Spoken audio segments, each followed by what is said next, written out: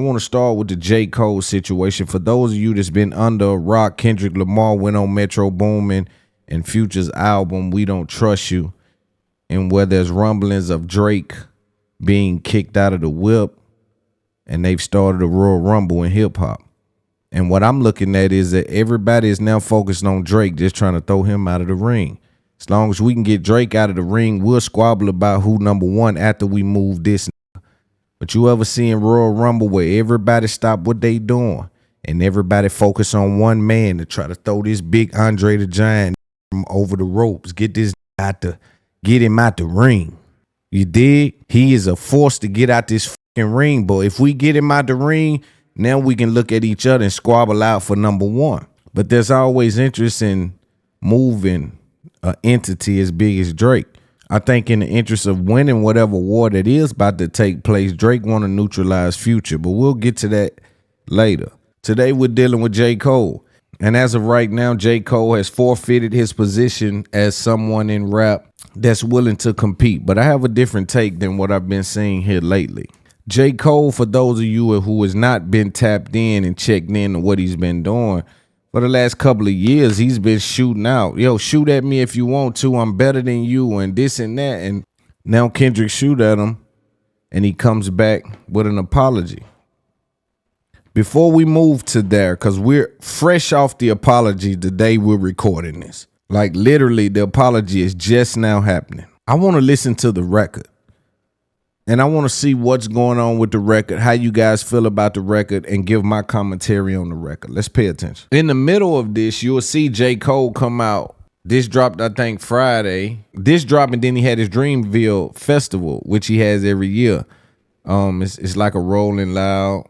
You know, it's like one of those festivals where he brings out a lot of acts. They do media. They do, you know, the whole song and dance. They do the whole festival thing. Interesting part about it, people are expecting him to have this Drake-esque approach about him, and I just don't see him having that approach. They expected him to come out at Dreamville like Drake could come out at OVO Fest. Because when Drake was into it with, I believe, Meek, he come out at OVO Fest and run the song a bunch of times, got a bunch of memes on the big screen, like the Summer Jam screen, right? So he came with a certain vengeance. And I don't want people to shape these things like this is violence, because it's always violence when it comes from somebody that head of, and I don't really appreciate that. Shortly after dropping this record along with an album that I think is about to do something, like a little surprise album, mixtape EP before the album, that Cole dropped. Cole came out of this festival and he apologized to Kendrick. The overall consensus online was that the song was mid. A couple of people in the media came out with their narratives. For me, Joe Budden spoke on it. Kind of seemed forced to me. Made a lot of valid points, but it skinny faced Joe is giving forced about, you know, the critique at that point. But points were made, and it was a loud voice online that was saying, yo, J. Cole, this is mid. This ain't really your best work, and you apologize, and you seeming like you don't want to do it. And I think it started to eat at his soul, and so he came out. People thought that he was playing some kind of game by the invitations that were sent to the TDE crew. I was watching some of those individuals, and they were speaking to, yo, we got an invite, and we showed up. But we showed up, we had Kendrick verses and certain things loaded up that if they wanted smoke or they booed us or anything, we were going to go left, right? So the TDE guys were there, but then Cole came out and he did this. How many people think Kendrick Lamar is one of the greatest motherfuckers to ever touch a fucking microphone? Dreamville, y'all love Kendrick Lamar, correct? As do I. So I just want to come up here and be like, publicly be like, bruh, that was the lamest, like, goofiest shit. And I say all that to say, it made me feel like 10 years ago when I was moving incorrectly. And I pray that God align me back up on my purpose and on my path. You know what I mean? I pray that my nigga really didn't feel no way. And if he did, my nigga, I got my chin out. Take your best shot, I'm gonna take that shit on the chin, boy. Do what you do. You know what I mean? Like, all good. Like, it's love. And I pray that, you know, I pray that y'all are like, forgive a nigga for like the misstep, and then I can get back to my true path. Cause I ain't gonna lie to y'all, past 2 days felt terrible. There you have it, ladies and gentlemen. You have J. Cole standing in his truth. I don't want to speak negative on Cole because he felt the way about what he did. I do think it was a mistake for him to step in the ring, knowing that, you know, he has that kind of spirit on the song that he has with Central C. He made reference to someone getting right in the ring and throwing in the towel as soon as they got in the ring. And that's kind of what this comes off as, you know, in the heat of the moment, in the heat of the battle.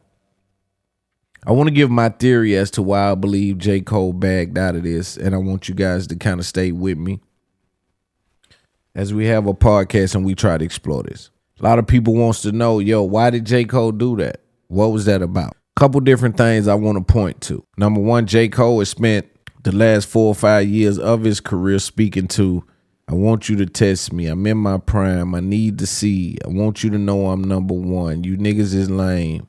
I want to shed some light on who I think he's speaking to. I think when he went in the gym 7, 8 years ago, you know, early 2015, 16, whatever it might be, and when him and Drake was side by side, I believe he developed his skill set to defeat Drake. Nobody else. I believe Drake was J. Cole's competitive mule. And I still believe a lot of those shots you hear today is at Drake because it can't be at Kendrick. And he always speak to the big three. So what's left, ladies and gentlemen? I remember a time where he was really comfortable shooting at Drake. He was really comfortable coming out on stage and speaking towards Drake. I even saw the style switch. I even saw him start to chase the Drake sound. Then they did Can I Hit It in the Morning? And it came off as, I might be right on his heels with this thing. Now, Drake continued to blossom in that style. Cole as well took it a different way. But I think he built his skill set and his armor for only Drake. And it just happens to be him and Drake are cool. But I believe if Drake took those shots and the shoe was flipped, it was Cole and Kendrick on the other side, I believe Cole would have win at Drake. Can't say you don't beef because you win that Lil Dicky. Called out the fact that Lil Pump career be right. So there's times where you do certain things and then you can't drop these dudes' names and all this competitive rap and then say, yo, I don't really get down like that. I mean, it's the nature of the beast. Now, the speech that Cole gives, it comes off as that he believes some outside of competitive nature goes with this particular rap battle, and I don't see it that way. I do believe Kendrick to insert the gangbanger energy in on all of you rap niggas because, you know, they believe that a lot of these dudes is soft. So I believe him to bring the gangbanger energy and bully a lot of you dudes out of position. I don't think that works on Drake. Again, I continue to tell y'all, in my opinion, Future is the Achilles heel for Drake. And see, with the greats, it gets hard to battle with them. And that's, I guess, why they say Pusha T, this was impactful, is because you hit with some unknown shit and some truth. Because if you dismiss the things that a great has done, then we dismiss you. So you can't go at Kendrick and act like his raps haven't been what they have been, right? That's just, soon as you come off, they're going to say, So you got to accept that the work has been put in, and universal law is in effect on hard work. You dig what I'm saying? I don't care where you is around the world, they respect hard work. From China to America, they respect hard work. This go for anywhere. You dig? So hard work is a universal language that must be respected. So when you in a battle with someone that done put in a lot of hard work, you either gonna diminish your name by lying on them, or you gonna have to navigate around the fact that they've worked hard. And so it becomes complicated. Cole gets in there and he tries to, your first shit was classic. Your last shit put niggas to sleep, but they gassed it. You know, you heard Charlamagne point out, they went to Twitter to get all their talking points. I'm telling y'all, that's what a lot is happening now. A lot of these people are disguising themselves as creators when they really stealing from the creators. When I spoke about Reddit, they're stealing from Reddit. They're just picking out which narrative that they want to pick. But they're stealing from younger, smaller creators. Even when someone is on a stream, dog, for 5 hours, if you really chop it down, how much they're talking and how much time they're playing someone else's content, these dudes is pimping.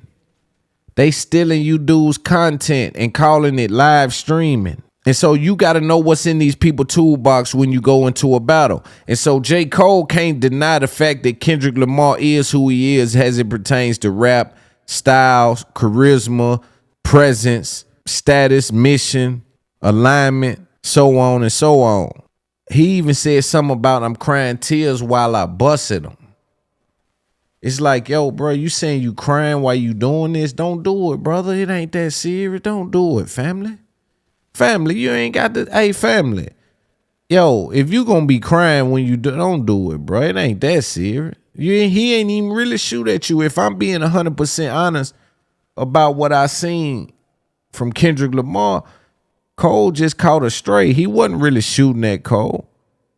He said the stick line, right? Certain little lines. I think it was 2 or 3 little lines, but he was going at the boy, man. He won't smoke with the boy. Now, you've been standing by him. And again, my position is that, Cole, you have made your whole career and your whole style to be Drake's Achilles heel. You don't believe it can fuck with Kendrick. But I truly believe that Cole think he can fuck with Drake. That's my opinion on it. Because if you go back in time and you see the transition, he spoke about it when he was with Yachty, the Love Yours, the Forest Hill Drive. This is a different kind of style. He was getting into that. He figured out, yo, I got to do that shit Drake doing. That shit is nasty. And so now the new question for me becomes, how does this play into the future of J. Cole? Is this some sort of stain on his legacy, on his brand? Is this something that he has to continue to develop around?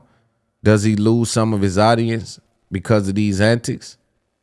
Has he positioned himself now as a rapper that shouldn't be took serious? Does he now overcompensate? Does he come back and change his mind again and now people say he gonna take it back? Did he dig himself a deeper hole? Because now what if you're forced into dissing this dude? Have you basically tied your hands and said there's no way I'm dissing this guy no matter what he says, no matter what happens? Because that's what it seems like, right?